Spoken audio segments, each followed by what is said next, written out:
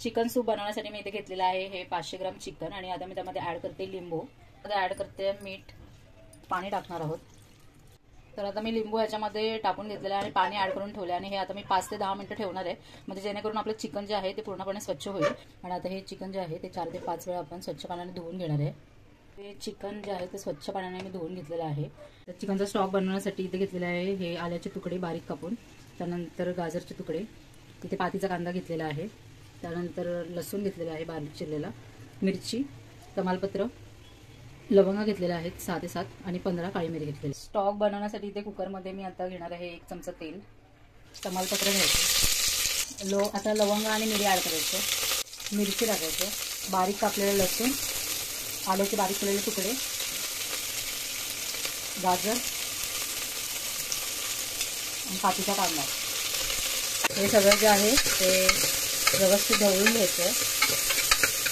यामध्ये आता टाकते चिकन, गॅसची फ्लेम जी आहे ती मंद आचेवर ठेवायची आणि हे चांगलं परतून घ्यायचं चिकन 4 ते 5 मिनिट।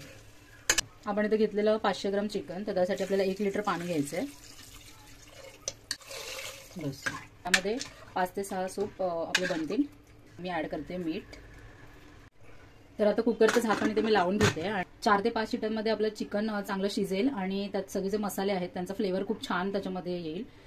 15 मिनिटं झालेली आहेत आणि कुकर जो आहे तो थंड व्हायला द्यायचा आणि मग ओपन करायचं।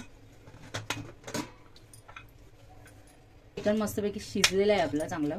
तर हा आपला स्टॉक रेडी झालेला आहे आणि हा आता आपण त्यातलं जे पाणी आहे ते सेपरेट करून घेणार आहे। तर इथे आपला हा स्टॉक रेडी आहे, मी चिकन सेपरेट करून घेतलेला आहे। मध्ये बोनचं चिकन आहे, तर हे जे आहे ते बोन पासून अलग करायचं आहे त्याचं मांस।